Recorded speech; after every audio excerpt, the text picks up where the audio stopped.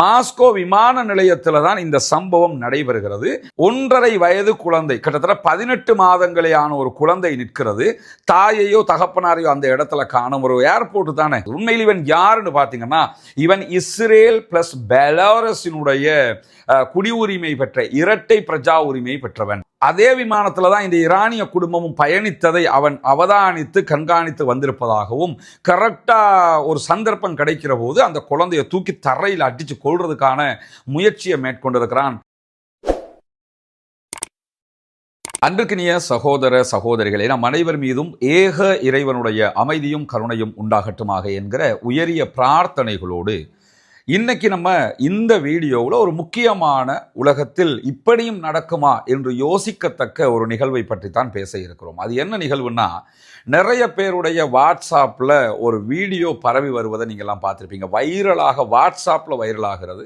அதே நேரத்தில் சர்வதேச ஊடகங்கள் பலவும் இதனை செய்தியாக்கி இருக்கின்றது. அது என்ன நிகழ்வுன்னு சொன்னால், ரஷ்யாவினுடைய தலைநகர் மாஸ்கோவில் இருக்கக்கூடிய விமான நிலையத்தில் ஒரு மனிதன் என்ன பண்ணுறான்னு சொன்னால், அங்கே இருக்கக்கூடிய ஒரு குழந்தைய தூக்கி தரையில் அடிக்கக்கூடிய ஒரு காட்சி தான் அந்த வீடியோவில் பதிவு செய்யப்பட்டிருக்கிறது. முதல்ல இந்த வீடியோ உண்மையா பொய்யா என்று சொல்லி நம்ம பார்த்தோம்னு சொன்னால், இந்த வீடியோ உண்மைதான், உண்மையில் நடந்த சம்பவம் தான் என்பதை இன்றைக்கு ரஷ்யா உறுதிப்படுத்தி இருக்கிறது. ரஷ்யாவினுடைய ஊடகங்கள் உறுதிப்படுத்தியிருக்கிறது. அதே நேரம் மேற்கு ஊடகங்கள் பலவும் கூட இந்த வீடியோவை உறுதிப்படுத்தி செய்தியாக வெளியிட்டுக் கொண்டிருக்கக்கூடிய காட்சிகளை நம்ம பார்க்க முடியும். எனவே இந்த சம்பவத்தில் நடந்த என்ன, ஏன் அந்த குழந்தைக்கு இப்படியான ஒரு அநியாயம் இழைக்கப்படுகிறதுனா, இந்த உலகத்தில் நடக்கக்கூடிய சம்பவங்களை எல்லாம் பார்க்கிற போது ஏன் இவ்வளவு ஒரு இஸ்லாமிய வெறுப்பை முஸ்லிம்களுக்கு மத்தியிலே காட்ட வேண்டும் என்கிற ஒரு கேள்வி சாதாரண மக்களுக்கு மத்தியிலே எழுவதை யாராலும் தவிர்க்க முடியாது, தடுக்கவும் முடியாது. காரணம் என்னன்னா, இன்றைக்கு உலகம் முழுவதும் எல்லா நாடுகளிலும் இஸ்லாமியர்கள் வாழ்கிறார்கள். ஆனால் உலகத்தினுடைய குறிப்பாக வெஸ்டர்ன் மீடியாக்கள் எதை நீங்கள் எடுத்துக்கிட்டாலும், வெஸ்டர்ன் மீடியாக்கள் இஸ்லாமியர்களை காட்சிப்படுத்த முனைகிற ஒரு கோணம் என்னன்னா, முஸ்லீம்கள் என்றால் பயங்கரவாதிகள், முஸ்லீம்கள் என்றால் பயங்கரமானவர்கள், இஸ்லாமியர்கள் என்றால் தீவிரவாதிகள், அவர்கள் மற்றவர்களை கொல்கிறவர்கள், கொலை செய்கிறவர்கள் என்கிற ஒரு காட்சியை உலகம் முழுவதும் சித்தரித்து வைத்துக் கொண்டிருக்கிறார்கள். அந்த காட்சிகளுடைய தோற்றப்பாடுகள் தற்போது இடிந்து நொறுங்கி வரக்கூடியதையும் நம்ம பார்க்க முடியாமல் இல்லை. தொடர்ந்து அதையும் நம்ம பார்க்க முடியும். ஒரு காலகட்டம் இருந்தது, ஒரு 10 ஆண்டுகளுக்கு முன்பதாக எல்லாம் எடுத்துக்கிட்டீங்கன்னா, இஸ்லாமியர்கள் வெளியில தலை காட்ட முடியாத அளவுக்கு அவருடைய பெயரை கெடுத்து வைத்திருந்தார்கள். எந்த அளவுக்கு அதனுடைய உச்சம் இருந்ததுன்னா, இந்தியாவினுடைய முன்னாள் ஜனாதிபதி, இந்தியாவின் மிக பிரபலமான அணு விஞ்ஞானியாக இருந்த அப்துல் கலாம் அவர்கள் அமெரிக்காவுக்கு பயணித்த நேரத்தில் கூட அவரையே ஏர்போர்ட்ல நிறுத்தி இழிவுபடுத்தும் விதமாக விசாரணைகளுக்கு உட்படுத்தப்பட்ட காட்சிகள் எல்லாம் நடந்தது. அதுக்கு காரணம் என்ன, அவருடைய பெயர் அப்துல் கலாம். அவர் ஒரு இஸ்லாமியராக அறியப்பட்டார். அவர் இஸ்லாத்தை பின்பற்றினாரா இல்லையாங்கிற சர்ச்சைக்குள்ள நான் போகல. ஆனால் ஒரு இஸ்லாமியராக அறியப்பட்டார். அதற்காக அவர் துன்புறுத்தப்பட்டார். அதே மாதிரி பாலிவுட்ல இருக்கக்கூடிய பிரபலமான நடிகராக இருக்கிற சல்மான் கான் யுஎஸ் போகும்போது அவருக்கும் இப்படியான ஒரு சங்கடமான சூழ்நிலை உருவாக்கப்பட்டது. இப்படி இஸ்லாமியர்கள் என்றால், முஸ்லிம்கள் என்றால், இஸ்லாமிய பெயர் வைத்திருந்தால், அரபு பெயர் வைத்திருந்தாலே அவர்களை இந்த கோணத்தில் பார்க்கிற ஒரு பார்வையை யுஎஸ் கட்டமைத்து வைத்திருந்த நிலையில, இந்த காசா இஸ்ரேல் வார் ஆரம்பித்ததற்கு பிறகு காசாவில் நடக்கக்கூடிய அநியாயங்களை வெஸ்டர்ன் மீடியாக்களால் மொத்தமாக மறைக்க முடியாமல் போய்விட்டது. அவங்க மறைச்சாங்க, செய்தியை சொல்லாம தவிர்த்தாங்க, வேறு விதமான செய்திகளை கொண்டு போனாங்க. ஆனாலும் சமூக வலைதளங்கள் வியாபித்திருக்கக்கூடிய இந்த காலகட்டத்தில் உண்மைகளை தவிர்க்க முடியவில்லை, தடுக்க முடியவில்லை. உண்மைகள் தாறுமாறாக மக்கள் மயப்படுத்தப்பட்டதனுடைய விளைவு, உண்மையிலேயே காசாவில் இருக்கக்கூடியவர்கள் அப்பாவிகள் தான். பாலஸ்தீன மக்களுக்குரியது. அதனை அபகரித்திருப்பது இஸ்ரேல் தான். அபகரித்ததற்கு பிறகு மீண்டும் மீண்டும் அந்த அப்பாவிகள் மீது அநியாயம் செய்கிறார்கள், குண்டுமலை பொழிகிறார்கள். தீவிரவாதம், பயங்கரவாதத்தில் ஈடுபடுகிறவர்கள் இவர்கள் தான் என்கிற உண்மையான செய்தி அற்புதமாக மக்கள் மத்தியிலே போய் சேர்ந்து விட்டது. இப்படி தொடர்ந்தும் அங்கிருக்கக்கூடிய அப்பாவிகளுக்கு அநியாயத்துக்கு மேல் அநியாயம் இழைக்கக்கூடிய இஸ்ரேலியர்கள், இஸ்ரேலில் இருக்கக்கூடிய ஜியோனிஸ்டுகள், உலகம் முழுவதும் இருக்கக்கூடிய அப்பாவிகள் மீதும் இதே மாதிரியான செயல்பாடுகளை முன்னெடுப்பதை நம்ம தினம்தோறும் பார்க்க முடிகிறது. அதனுடைய ஒரு சம்பவம் தான் தற்போது மாஸ்கோ விமான நிலையத்தில் நடைபெற்றிருக்கிறது. உண்மையிலேயே அந்த குழந்தை யாருடைய குழந்தை என்று சொன்னால் நமக்கு தெரியும்.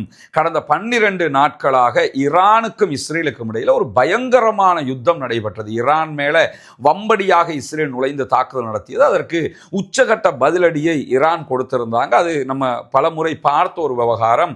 எந்த அளவுக்கு தாங்க முடியாத இழப்பை இஸ்ரேல் சந்தித்திருக்கிறது என்கிறத நம்ம பார்க்க முடியும்.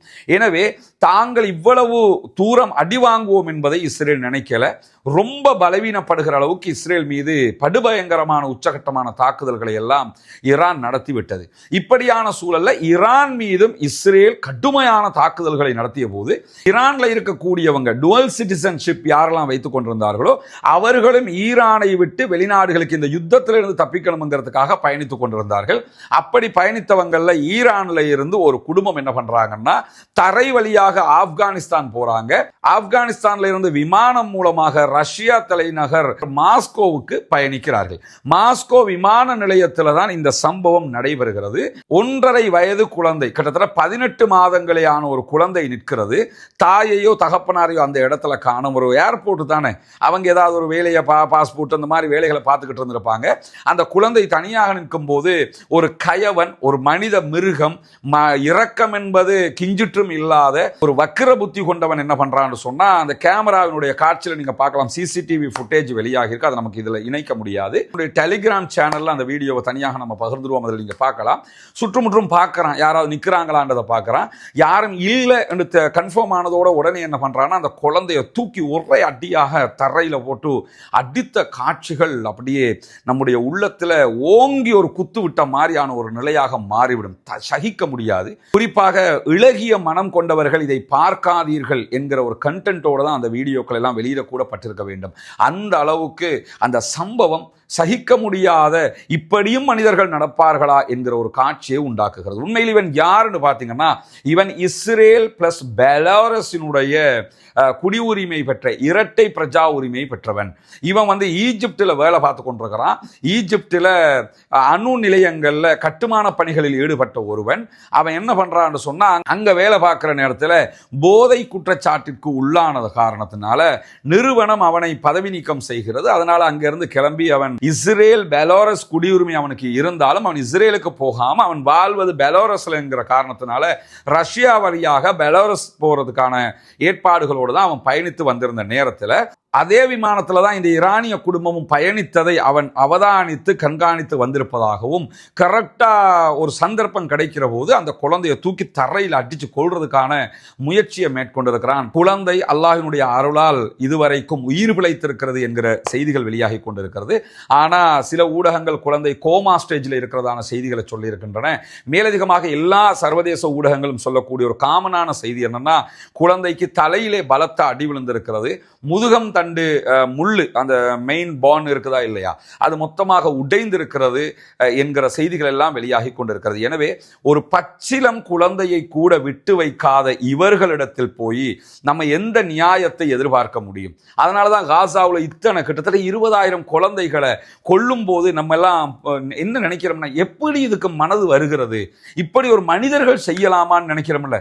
மனிதர்கள் இதை செய்ய மாட்டார்கள், ஆனால் ஜியோனிச மிருகங்கள் இதை செய்வார்கள் என்பதை இந்த காட்சிகளும் உறுதிப்படுத்துது. ஏன்னா அவங்களை பொறுத்தவரையில உலகத்தில் அவர்களை தவிர வேறு யாரும் மனிதர்களே இல்லை. உதாரணமா இன்னைக்கு அமெரிக்கர்கள் டொனால்ட் ட்ரம்ப் எல்லாம் நாங்க இஸ்ரேலுக்காக நிக்கிறோம்னு சொல்றாங்கல்ல. இஸ்ரேலை பொறுத்தவரையில ஒன்னையே மனுஷனா அவன் நினைக்கல. உலகத்துல எங்களுக்கு சேவகம் செய்வதற்கு பிறந்தவர்கள் தான் நீங்கள் அத்தனை பேரும், ஈவன் டொனால்ட் ட்ரம்ப் உட்பட நாங்க தான் உயர்ந்தவர்கள், நீங்கள் அத்தனை பேரும் மனிதர்களே இல்லை என்கிற இடத்துல வச்சு பார்க்கிறவங்க தான் ஜியோனிஸ்டுகள். அப்படியான ஒரு பார்வை தான் டொனால்ட் ட்ரம்ப் மேலையும் அவங்களுக்கு இருக்கிற நேரத்தில் டொனால்ட் ட்ரம்ப் அடிமை சேவகம் செய்து கொண்டிருக்கிறார் என்பதையும் நம்ம புரிந்து கொள்ள முடிகிறது. எனவே இவர்கள் யார், இவர்களுடைய பண்புகள் செயல்பாடுகள் எப்படியானது என்பதை இந்த காட்சிகளும் எடுத்து காட்டுகிறது. அன்பு ஒன்று மாத்திரம்தான் நமக்கு மத்தியிலே அன்பு ஒன்று மாத்திரம்தான் நமக்கு மத்தியிலே பிணைப்பை உண்டாக்கும். அவர்கள் இஸ்லாமியர்கள் என்பதற்காக ஒரு பச்சிலம் குழந்தை என்று கூட பார்க்காமல் அந்த குழந்தைக்கு இப்படி ஒரு அநியாயத்தை அவன் பண்றான் என்று சொன்னா இவர்களிடத்தில் எப்படி மனிதநேயத்தை நாம் எதிர்பார்க்க முடியும்? எனவே மனிதநேயத்தை வளர்க்கிற, மனிதர்களோடு அன்பாக பண்பாக பழகுகிற ஒரு சமுதாயம் சர்வதேச மட்டத்தில் கட்டியெழுப்பப்பட வேண்டும். இஸ்லாமியர்கள் மீது அவர்கள் விதைக்கிற வெறுப்பு, இஸ்லாமியர்கள் கெட்டவர்கள் என்று காட்ட முனைந்த அவர்கள் இப்பொழுது அவர்களே யார் என்பதை உலகத்திற்கு காட்டிக் கொண்டிருக்கிறார்கள். அவர்களை பற்றிய உண்மைகளை இந்த உலகு மிக அழகாக தற்போது கண்டு வருகிறது. வல்ல ரஹ்மான் நம் அனைவரையும் நேர்மையாக சிந்திக்கிற, நேர்மையாக செயல்படுகிற, உண்மையாக வாழுகிற, மற்ற மக்களோடு அன்பாக, பண்பாக, பாசமாக பழகுகிற தன்மைகளை தன்னகத்தே கொண்ட நல்ல மக்களாக வாழச் செய்வானாக என்கிற உயரிய பிரார்த்தனைகளோடு பாலஸ்தீனம் வெற்றி பெற வேண்டும், பாலஸ்தீனம் சுதந்திரம் அடைய வேண்டும், பாலஸ்தீன மக்களும் நம்மை போன்ற நிம்மதியானவர்களாக மாற வேண்டும், வாழ வேண்டும் என்கிற உயரிய பிரார்த்தனைகளோடு முடித்துக் கொள்கிறேன். வாஹிர் தஅவானா அல்ஹம்துலில்லாஹி ரப்பில் ஆலமீன்.